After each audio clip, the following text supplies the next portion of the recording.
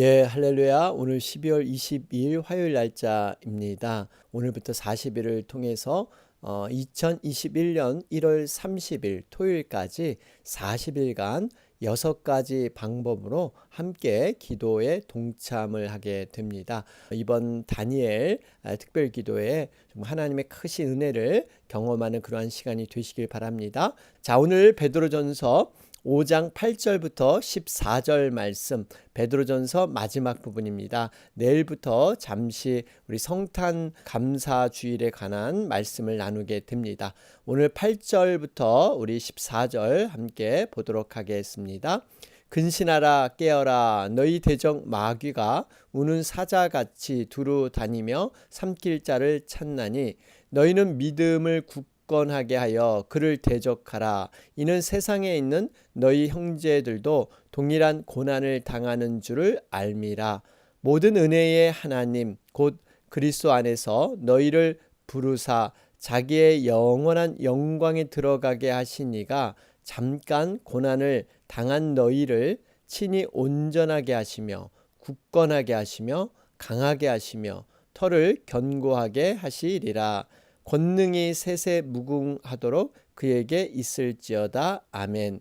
내가 신실한 형제로 아는 실로아노로 말미암아 너희에게 간단히 써서 권하고 이것이 하나님의 참된 은혜임을 증언하노니 너희는 이 은혜에 굳게 서라. 택하심을 함께 받은 바벨론에 있는 교회가 너희에게 문안하고 내 아들 마가도 그러하느니라. 너희는 사랑의 입맞춤으로 서로 문안하라. 그리스도 안에 있는 너희 모든 이에게 평강이 있을지어다. 아멘. 여러분, 베드로전서 5장은 마지막 부분입니다. 여러분, 이 마지막 부분에서 베드로는 그리스도인의 의무, 그리스도는 어떻게 살아가는 것이 합당한 것인가 하는 것을 편지 마지막 부분에 기록하고 있습니다. 어제 말씀이었죠. 5장 1절부터 7절 말씀을 보면 먼저 이 장로들에게 권한다. 어떻게 보면 교회 직분자들입니다. 여러분, 교회의 직분은 어떠한 높고 낮음이 아니라 사실 직분을 통해서 섬기는 일을 감당하라고 직분을 허락해 주셨죠. 그래서 섬기는 자는 항상 굳은 일, 낮은 자리에서 보이지 않게 섬기는 것. 여러분, 이것이 또 하나님께 영광 드리는 것이죠. 그러면서 섬기는 자가 잊지 말아야 할 것은 열정입니다. 이것을 억지로 어떠한 책임감에 의해서 하는 것이 아니라 하나님의 뜻을 따라 자원함으로 이런 일을 감당해야 된다. 여러분, 우리가 참 하나님의 사역을 할 때 조심해야 될 부분, 우리 마음의 태도와 자세라 그랬죠.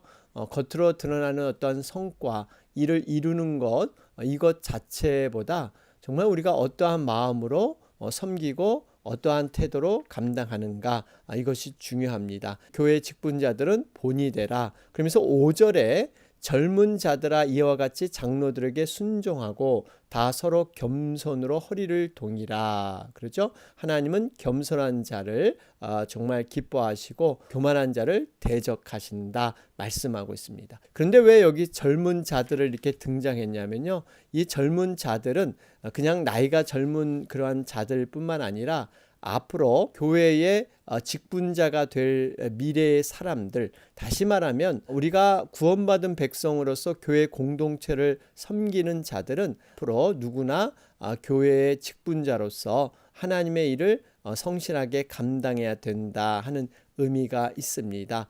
그래서 바로 이 영적인 지도자에게 순종하고 그를 통해서 하나님의 은혜를 누려라.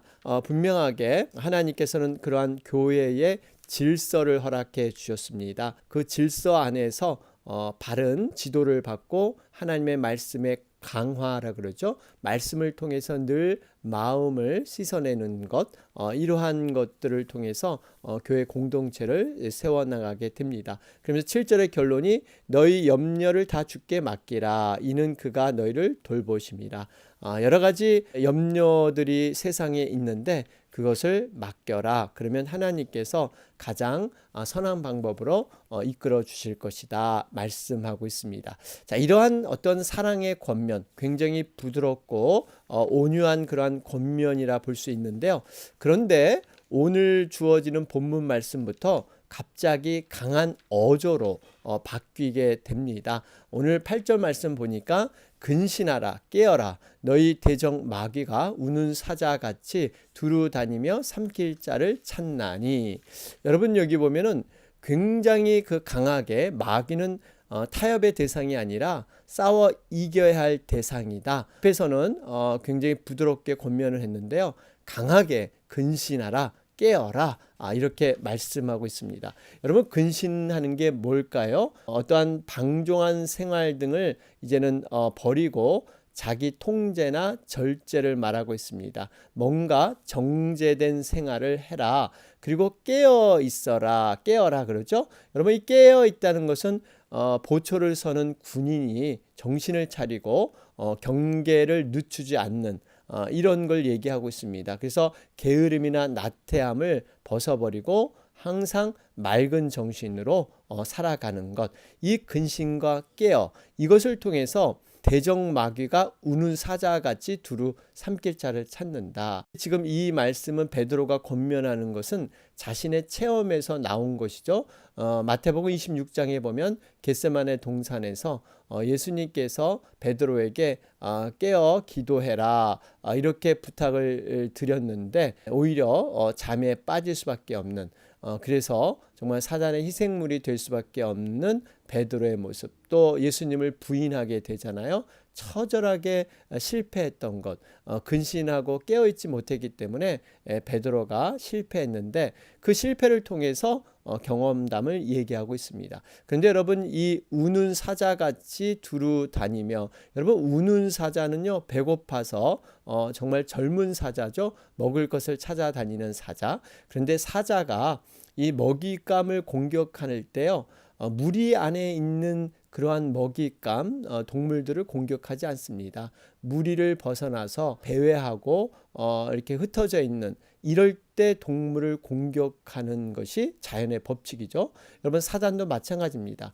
우리가 교회라는 공동체 그 우리 안에서 양육받고 온전히 말씀으로 서 있을 때는 공격당하지 않습니다. 그러나 그것을 빠져나와서 홀로 배회할 때 여러분 이 사단 마귀의 공격을 받을 수가 있습니다. 그렇기 때문에 교회 공동체라는 그 울타리가 그만큼 중요합니다. 여러분 이 안에서 우리가 생명의 꼴을 먹고 안전한 울타리에서 살아가는 것, 이것이 바로 영적 생활이다 하는 것을 보게 됩니다. 자, 그러면서 또 한 가지 여기 보면 대적 마귀라 그랬어요. 대적 마귀. 분명히 우리의 적, 원수가 있다는 겁니다. 이것은 영적으로 깨어 있어야만 느낄 수 있는 거예요. 우리가 그냥 세상에 이렇게 잠식돼서 세상과 버타여 살아가 보면요 이러한 것들을 민감성이 없습니다. 그래서 여러분 영적으로 깨달은 자가 대적 마귀를 우리는 분명히 알고 이렇게 싸워 나갈 수가 있는 거죠. 그러면서 여러분 사단은 항상 하나님 앞에 참소하는 일을 하죠.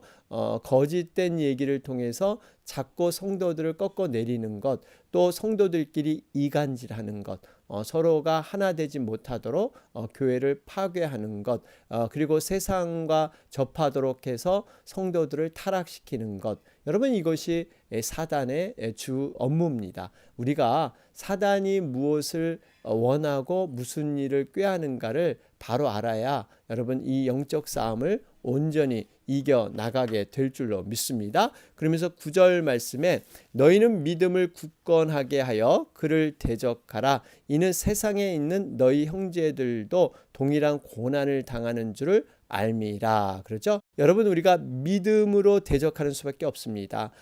우는 사자와 같이 대적하는 마귀는요 우리가 다른 방법이 없어요.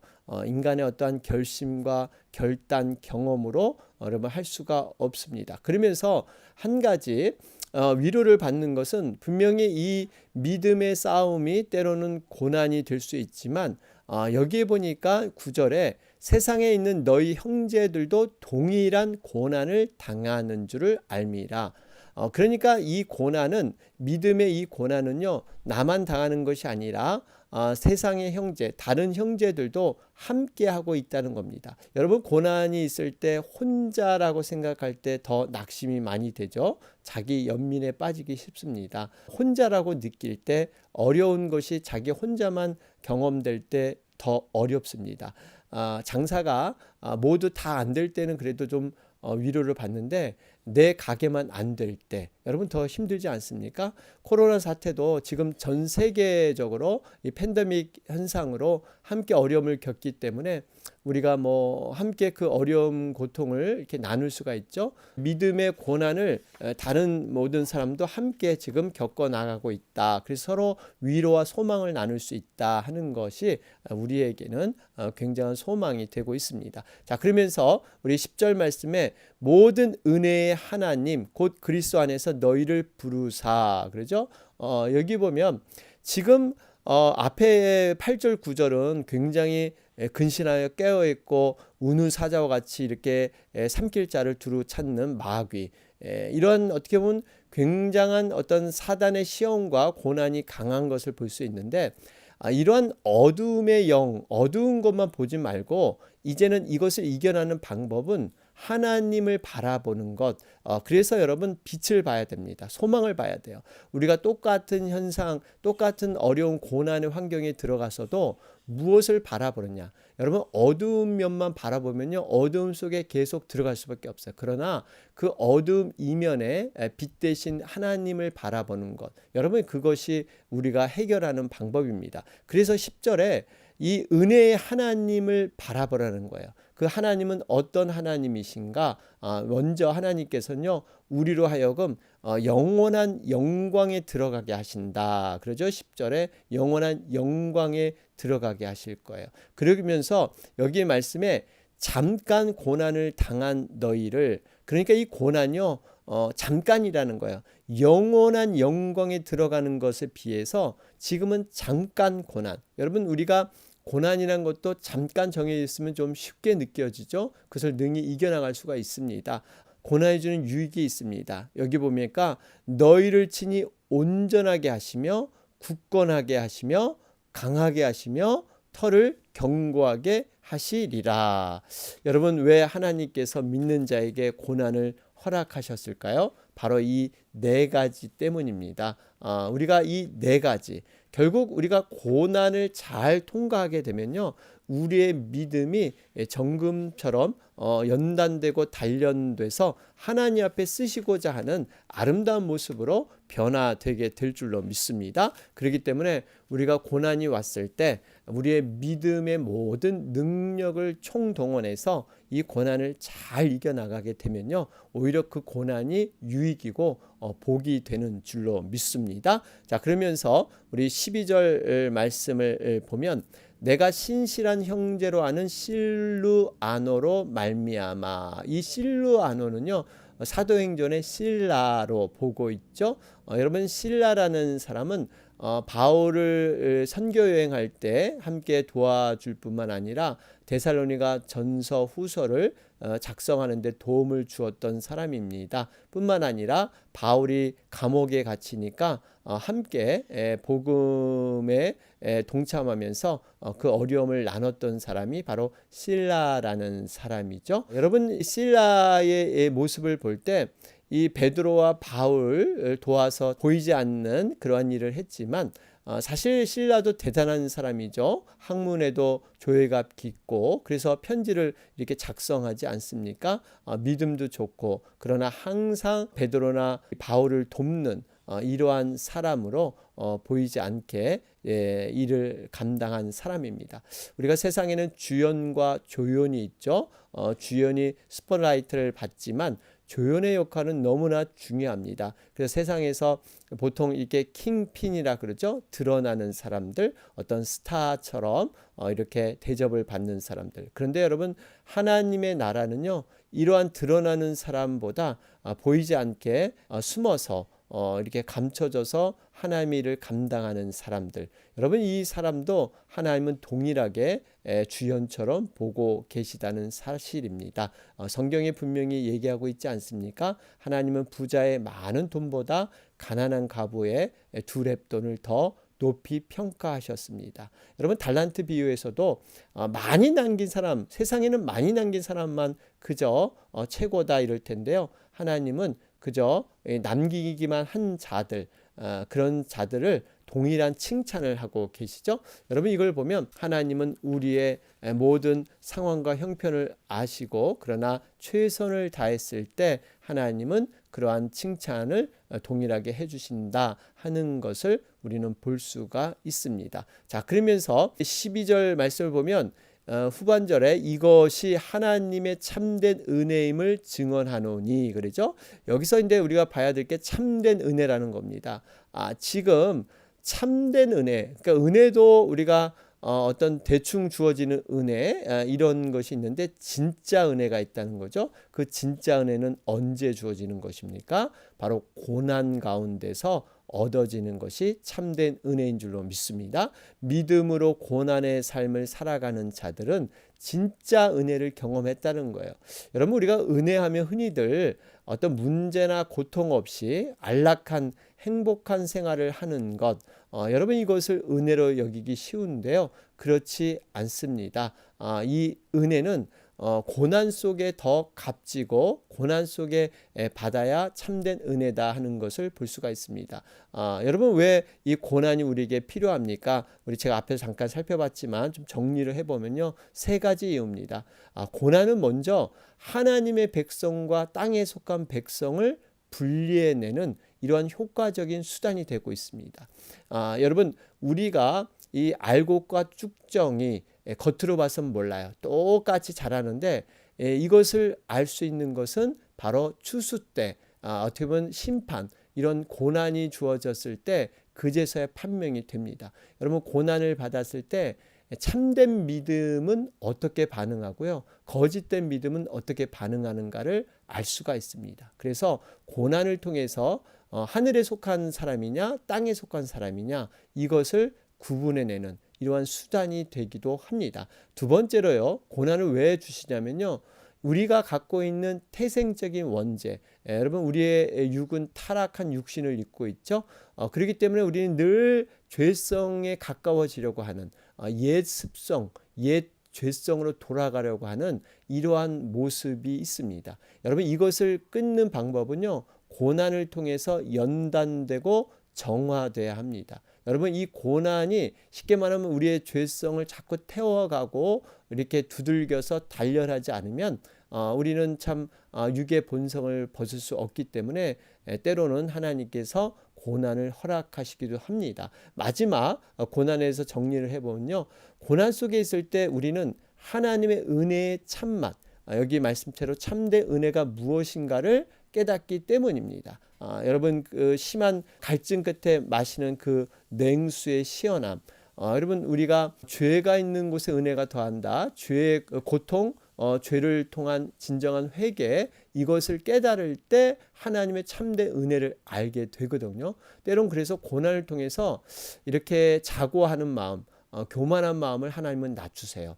고난이 없으면 인간은 누구나 교만해질 수밖에 없습니다. 그래서 하나님께서는 적절하게 바로 이 형통과 공고의 날을 잘 시줄과 날줄처럼 섞으셔서 우리의 삶을 인도하십니다. 그래서 우리가 고난에 있을 때 더욱더 겸손하게 자신을 돌아보면서 하나님을 붙들고 나아가는 것, 여러분, 이것이 참된 그러한 그 신앙인의 모습이다 하는 것을 보게 되죠. 자, 그러면서 13절 말씀을 보면 여기에 이제 택하심을 함께 받은 바벨론에 있는 교회, 여기 바벨론을 등장하고 있어요.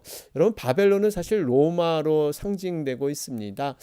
바벨론을 보면 사실 구약에 보면 악하고 교만한 도성이죠.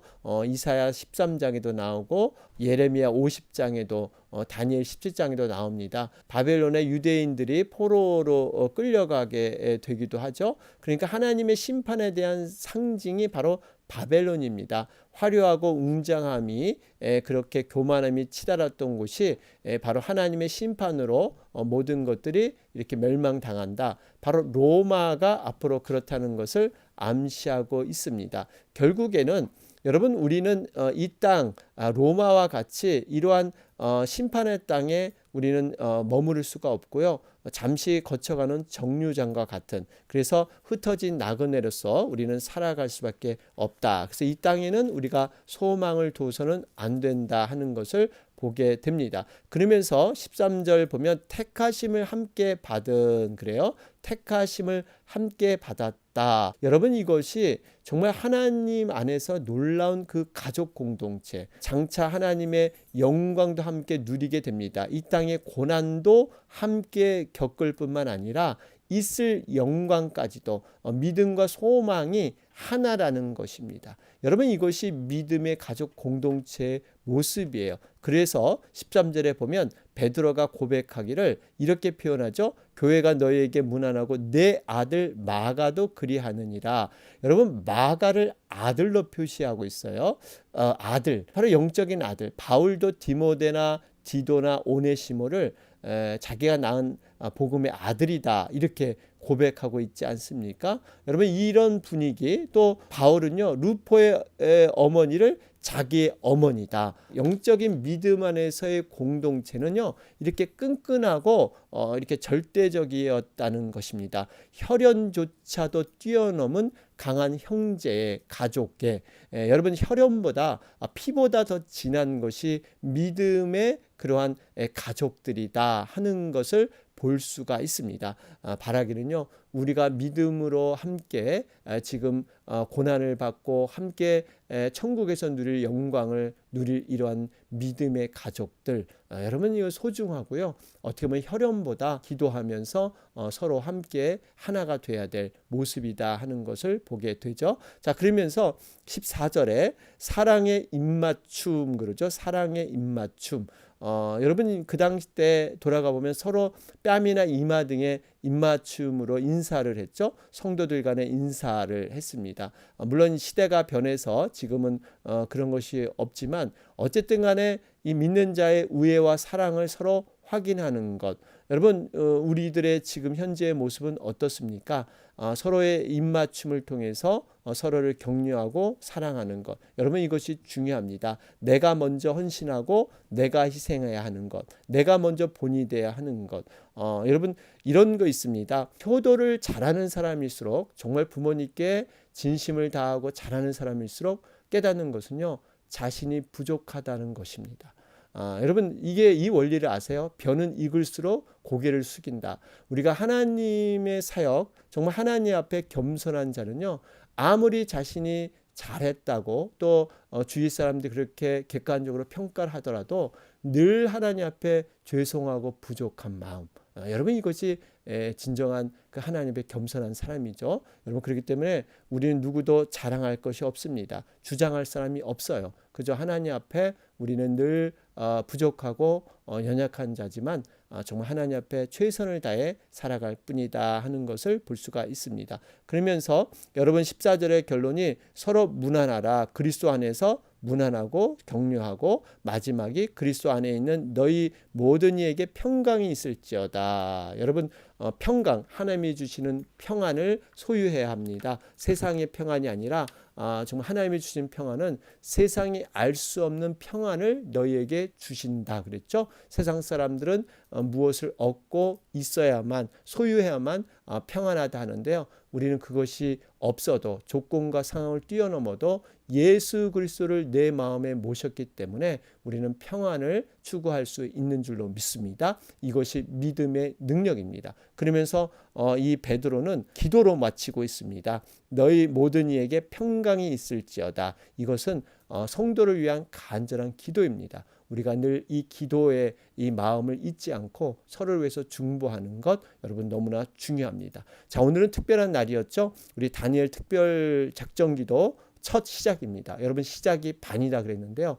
오늘부터 여러분 결단하시고 결심하신 것을 이루어가는 날입니다. 특별 새벽 기도에는 꼭 여러분들이 흔적을 좀 남겨주시기 바랍니다. 정시에 6시에 들어오셔서 함께 말씀으로 또 기도로 함께하고 우리가 55분부터 이렇게 말씀의 은혜를 나누고 아니면 아멘이라도 이렇게 흔적을 남겨주시면 이것을 여러분 출석으로 대신을 하도록 하겠습니다.